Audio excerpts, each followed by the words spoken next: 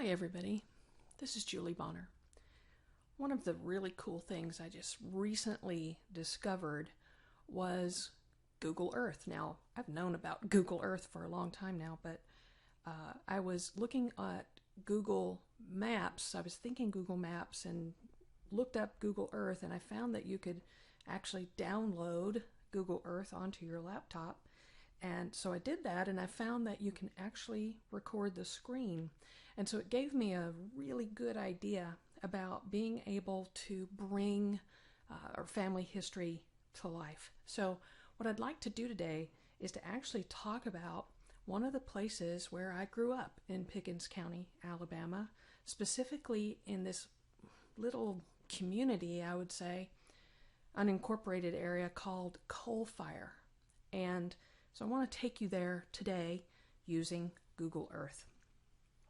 So what you see in front of you, of course, is the Google Earth program, and I've already put a push pin basically on the map where Woodrow's fish pond was. Now, Woodrow was my grandfather, my dad's father, and he, back in the 70s, in the early 70s, in 1972, he gave my father some land as his inheritance, and basically the agreement was that he would get it for free as long as he lived on it for a certain number of years. And I can't remember exactly how long he had to live on it, but it was for at least 5 years, I think.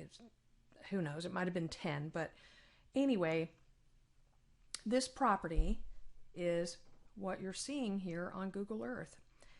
And around 1973 or so, my grandfather decided he wanted to build this fish pond, and so you can see that from Google Earth here. And this fascinated me because I'd never seen it from this vantage point before.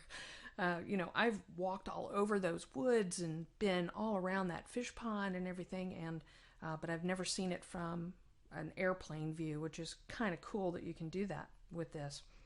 So my grandfather and my dad, and maybe some others in the family, they cleared out the trees and excavated a little bit. They built the dam that is along there, and there's a natural spring that fed the water into that little fish pond. This fish pond is probably a couple of acres big, I think.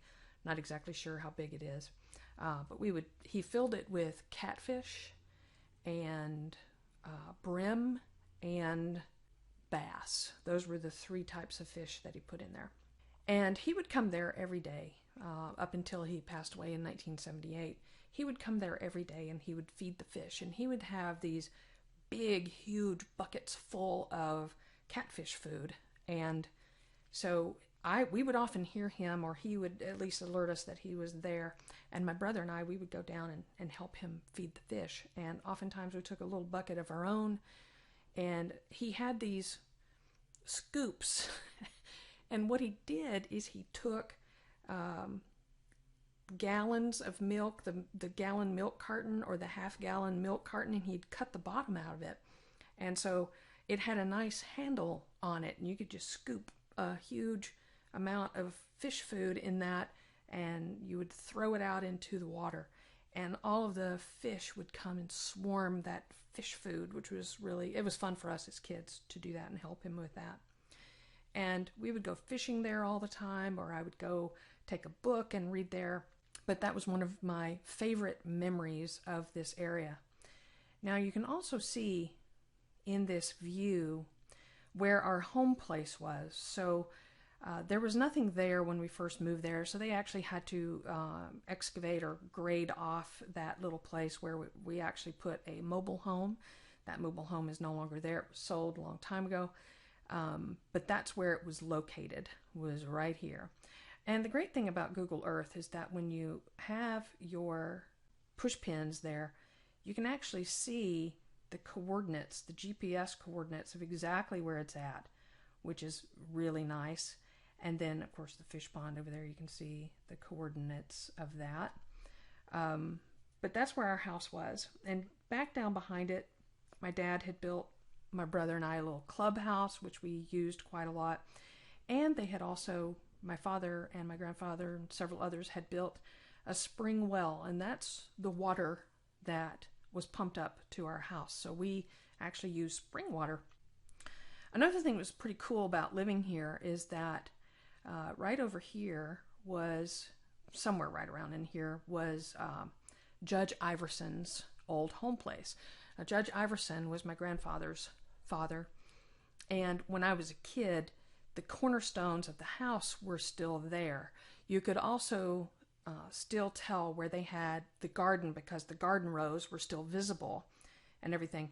And so this house, of course, was long gone, but my dad at one point in time, he got into metal detecting, and he took a metal detector and spent quite a bit of time over there seeing if he could find anything. And he actually found an old cap pistol. That was my grandfather's cap pistol when he was growing up.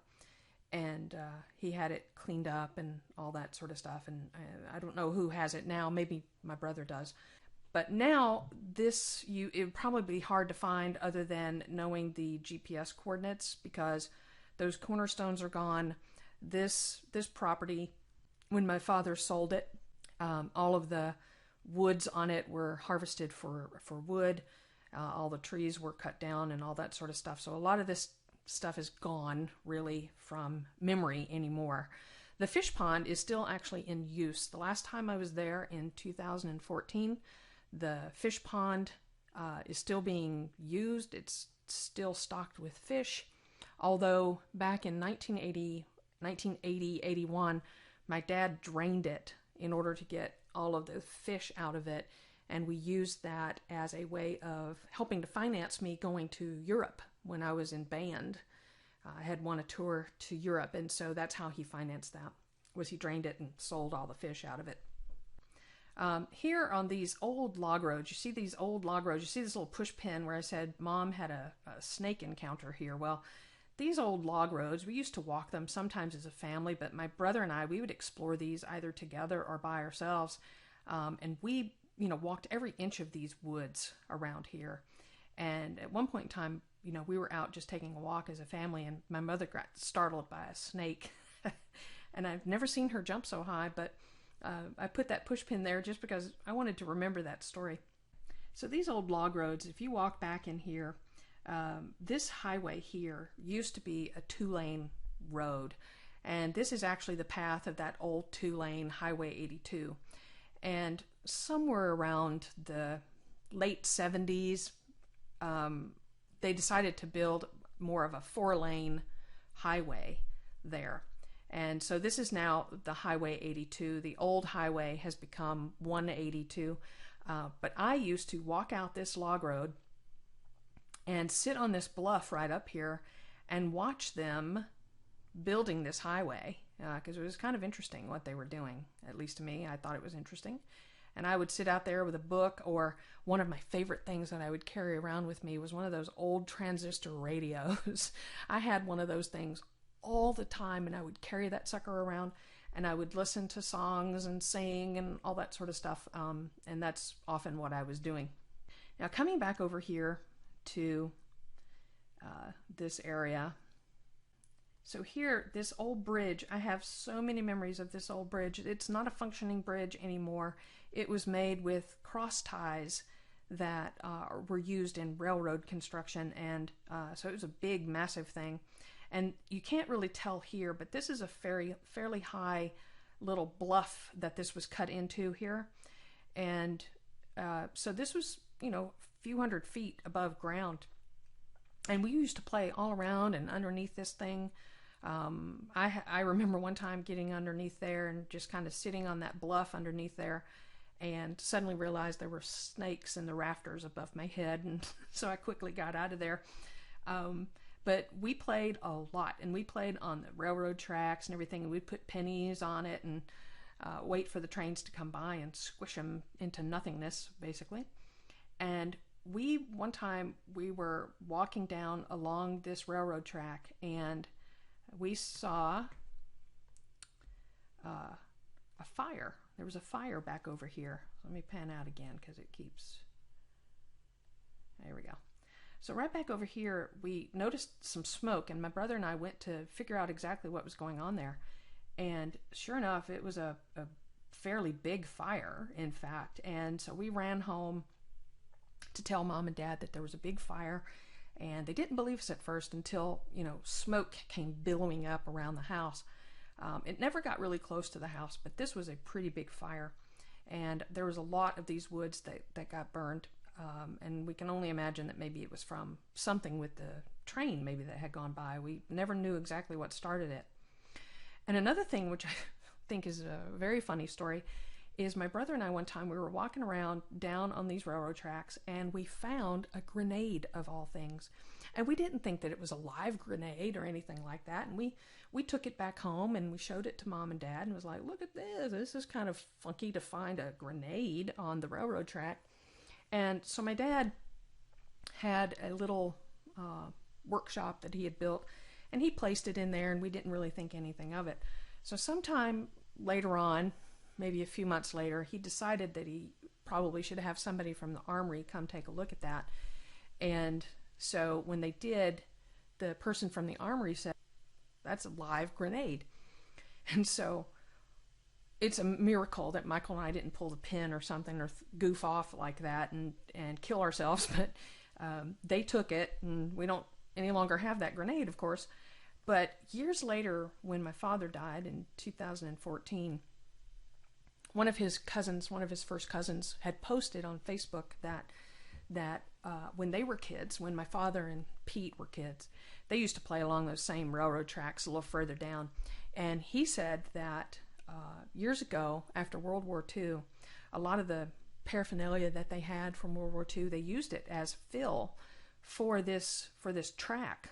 And apparently my dad and his first cousins, Pete included, had discovered all kinds of World War II stuff that was going to be covered over as fill. And they had helmets, they had all kinds of stuff that they pulled out of there, and they used it for what he called war games. And so Pete had said that they used all that and they played with it and all that. So we can only imagine that probably that grenade was one of these pieces of World War II paraphernalia that they used as fill along that railroad track. So I thought that was quite hilarious that we figured out later on where that probably came from. Now, when we first moved over to this place, there was a lot of dumping that was going on this little dirt road. Now, you can't get across that bridge anymore, but my father, my father had a funny sense of humor. He would hear cars over here dumping, and he was trying to get people to stop dumping over there. So he would sometimes go through the trash and find addresses and things like that, and he would go basically hunt down people or have the sheriff do it. But if he heard somebody over here, like opening their car doors and things like that, he would take a shotgun out and he would just shoot up into the top of the trees, just basically up into the air. But it would scare these people, and they would run off. And so after a while, people just didn't dump anymore because they didn't know where that shooting was coming from and all that sort of stuff. So they stopped dumping, which was nice, because this was not looking really good over here when we first moved there. Now, if you come up this road here, this road was paved right here at this intersection. Going back into town, if you're going on 28, I guess it's, east, going back into town. But from here on, it actually used to be a dirt road when I was a kid. So we used to ride our bikes, and we'd walk up this road, but mostly ride our bikes. But if you go a little bit further down this Road 28 here, County Road 28, I guess, you get back to a Baptist church right here called Liberty Baptist. And that is where we went to church for the longest time when I was younger. We've stopped going there, I think, probably when I was around in the 7th or 8th grade or something like that. But it was here in 1973 that I was baptized at Liberty Baptist. And so I remember that. I remember that distinctly, getting dunked in the water and everything. It was pretty fun. But we stopped going there after a while. There was some sort of big scandal going on at Liberty Baptist with the preacher. So my father decided not to go there anymore. And we started predominantly, at least my brother and I, we went a lot of times to Arbor Springs, which I'll talk about in a little later video. So Now you can see the area that I grew up in. I spent 10 years on this property and I know it really well, and I have very fond memories of it. And I hope you have enjoyed these little stories about this area. And I will do more of these later on about Pickens County, because there's a lot of other places to explore and to show you through Google Earth. I hope you enjoyed it. Please leave your comments, please subscribe, and I'll see you on another video. Thank you.